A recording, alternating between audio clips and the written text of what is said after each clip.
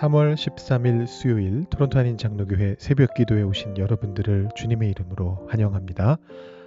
어제 고 백이욱 장로님 장례 예배를 은혜 중에 잘 마쳤습니다.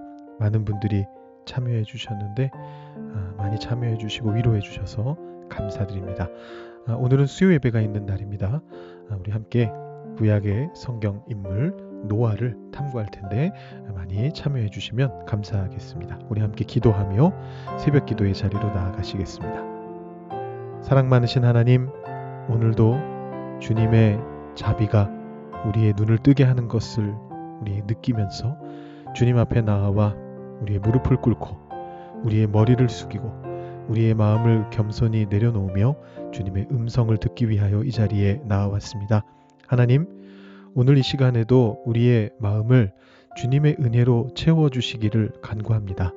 주님께서 우리에게 베풀어 주실 수 있는 것들, 지혜와 용기와 열정과 은혜와 복이 매 순간순간 오늘 하루에도 주님께서 부어주시는 그대로 우리에게 흘러 넘쳐서 우리가 매 순간순간을 주님이 주시는 그 은혜에 붙잡고 나아갈 수 있도록 주님 이끌어 주시기를 소망합니다. 하나님만 바라보는 저희 될 수 있도록 인도하여 주시고 삶 속에 주님의 영광이 드러나는 것을 볼 수 있게 주님 인도하여 주셔서 우리들의 삶을 통해 예수님이 드러나는 예수님의 참된 제자로서의 삶을 계속해서 살아나갈 수 있도록 주님 우리 위에 복을 더하여 주시옵소서. 오늘 하루 우리의 모든 기도 제목들에 주님께서 응답하여 주시기를 간구하며 예수님의 이름으로 기도드립니다. 아멘. 오늘 우리에게 주시는 하나님의 말씀은 요한복음 13장 31절부터 38절까지의 말씀입니다. 요한복음 13장 31절부터 38절까지의 말씀을 봉독하도록 하시겠습니다. 그가 나간 후에 예수께서 이르시되 지금 인자가 영광을 받았고 하나님도 인자로 말미암아 영광을 받으셨도다. 만일 하나님이 그로 말미암아 영광을 받으셨으면 하나님도 자기로 말미암아 그에게 영광을 주시리니 곧 주시리라. 작은 자들아, 내가 아직 잠시 너희와 함께 있겠노라.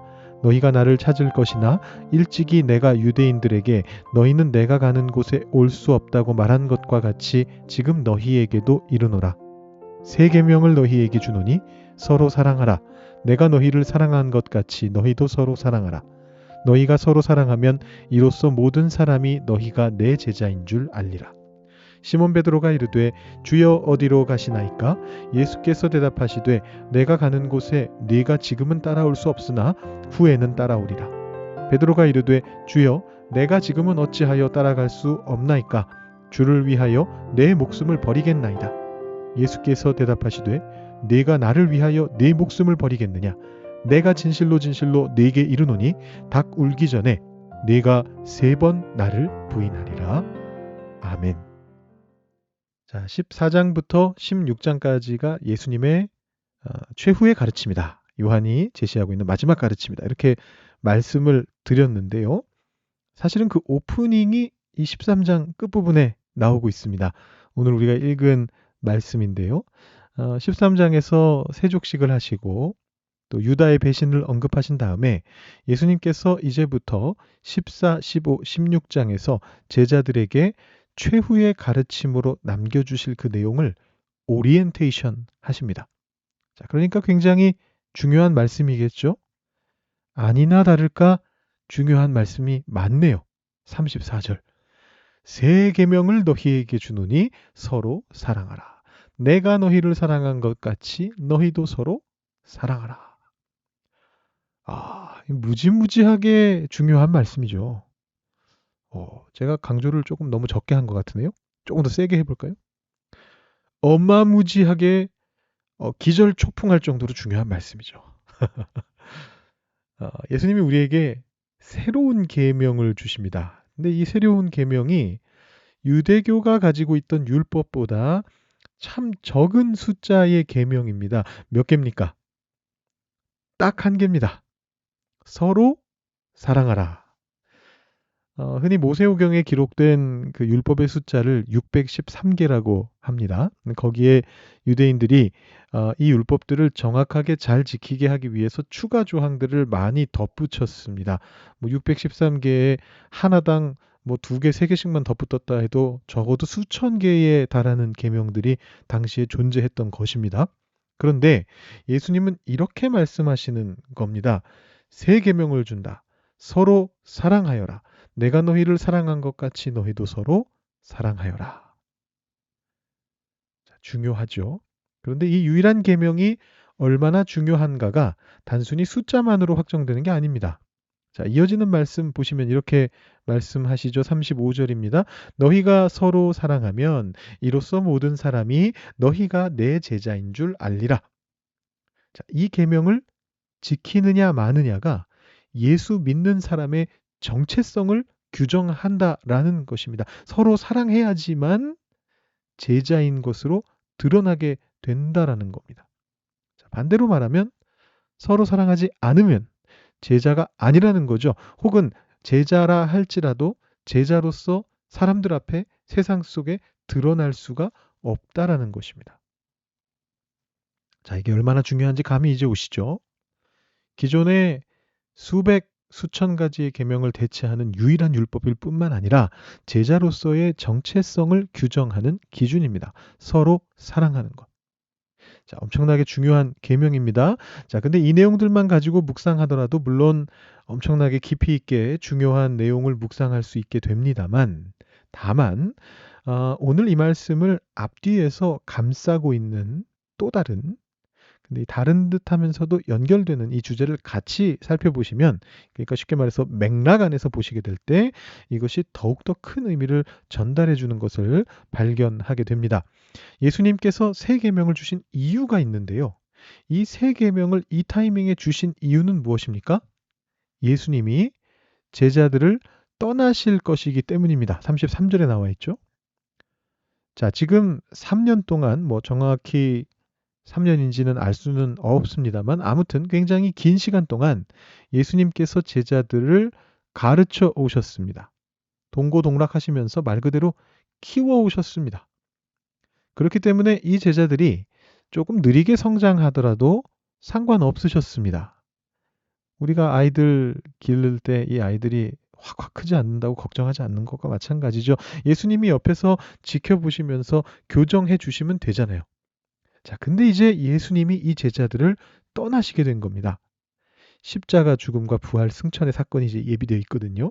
자, 그 결과로 예수님께서 이 제자들에게 정말 마지막으로 중요한 것을 가르치셔야만 하는 상황이 된 것입니다. 이제 맘 편히 천천히 가르치실 수가 없어요. 그래서 이 제자들이 제자가 되게 만들기 위해서 엑기스를 밀어 넣어야 되는데 그게 뭐냐 하면 서로 사랑하는 것이라는 겁니다. 자, 우리가 요한복음을 쭉 보면서 특히 이 뒤쪽을 보면서 이 제자들 사이에 상당한 알력 다툼이 있었다라는 암시를 계속해서 봐왔습니다. 결국에는 예수님께서 친히 노예처럼 겉옷을 두르고 제자들의 발을 씻기는 상황까지 왔습니다. 아무도 발을 씻기려고 안 하니까. 사랑하지 않았던 거예요. 내가 더 높다 생각하니까 다른 사람을 사랑할 여유가 없었던 겁니다.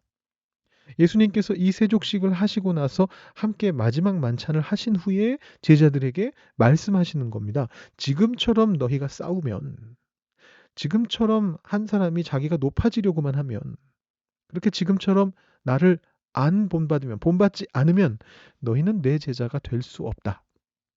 맥락이 이렇다고 보시는 게 맞죠.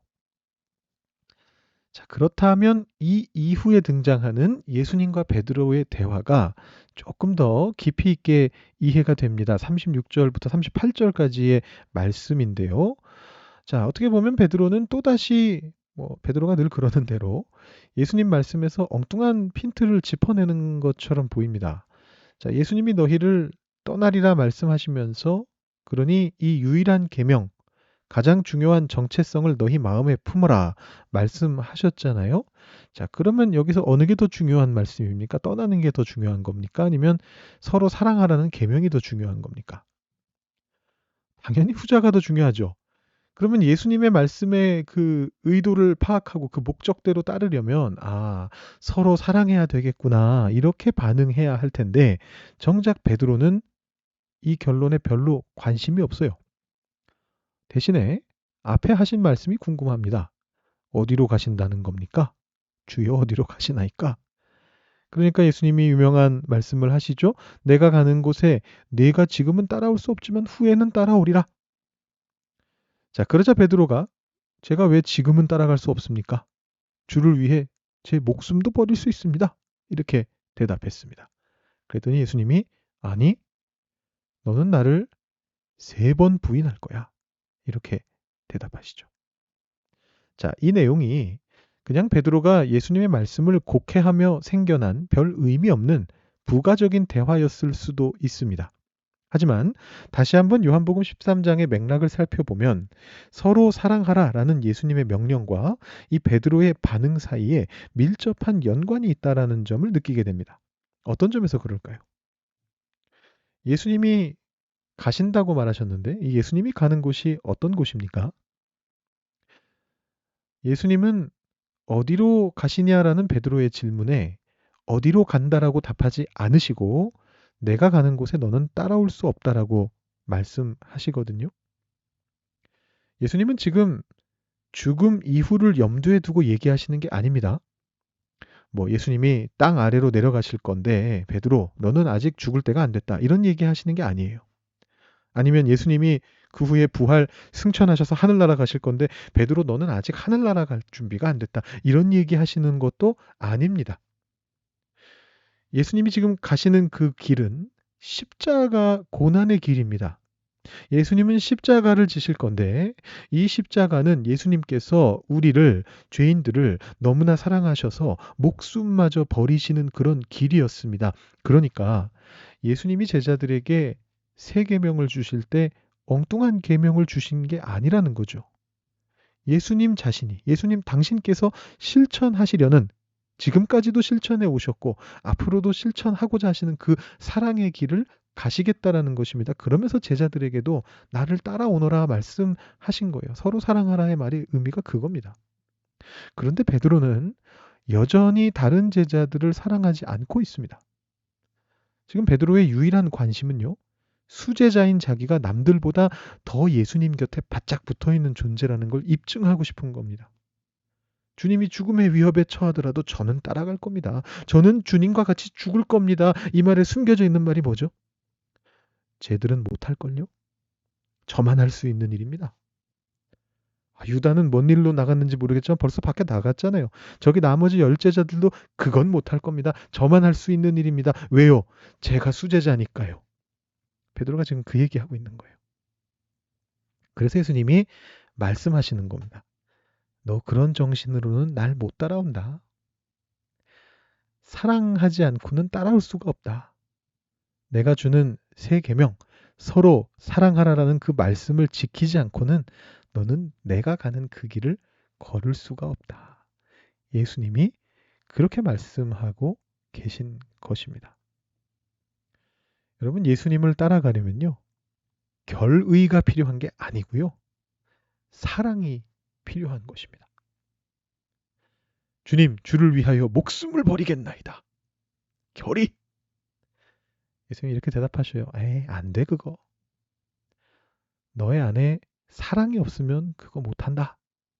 그것도 주변 사람들까지 함께 돌아보는 서로 사랑하는 정신이 없으면 그거 못한다. 예수님이 그렇게 말씀해 주고 계십니다. 예수님이 나중에 부활하신 후에 베드로에게 나타나셔서 이렇게 말씀하시죠. 후회하느냐? 안 그러셨나요? 후회하느냐라고 안 말씀하셨나요? 뭐라 하셨죠? 용서를 빌어라. 그러셨던가요? 그것도 아니죠. 이렇게 말씀하셨습니다. 네가 나를 사랑하느냐? 이제는 깨달았느냐? 이제는 왜 사랑으로 행해야 하는지, 왜 그것이 예수의 제자의 정체성을 결정하는 것인지 이제는 알았느냐? 그걸 알았다면 내 양을 먹여라. 그렇게 말씀하시거든요. 사실 그때도 베드로가 잘 몰랐던 것 같아요. 실컷 뭐 잘 대답해 놓고 주님이 아십니다. 뭐 그렇게 잘 대답해 놓고 나서 끝에 가서 또 다른 제자에 대해서 묻거든요. 이 사람은 어떻게 될까요?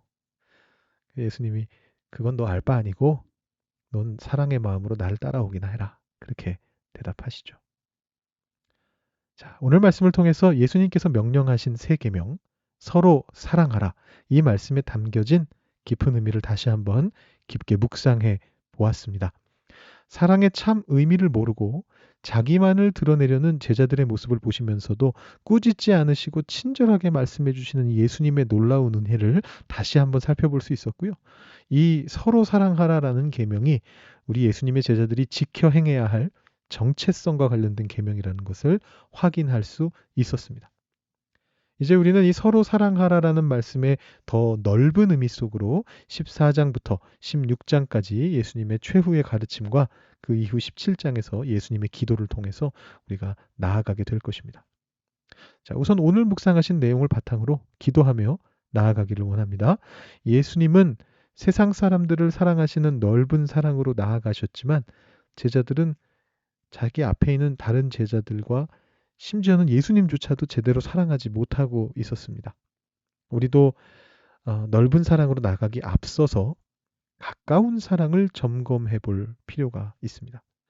여러분께서는 여러분의 가정 안에서, 교회 안에서, 또 여러분이 속한 여러 가까운 공동체 안에서 서로 사랑하라라는 이 명령을 어떻게 지켜가고 계십니까? 잘 지켜가고 계십니까? 혹여라도 나는 그릇이 이 정도 그릇이 아니야. 나는 넓은 사랑을 하는 사람이야. 이렇게 자만하시면서 오히려 내 주변 사람들을 제대로 섬기지 못하고 계시지는 않습니까?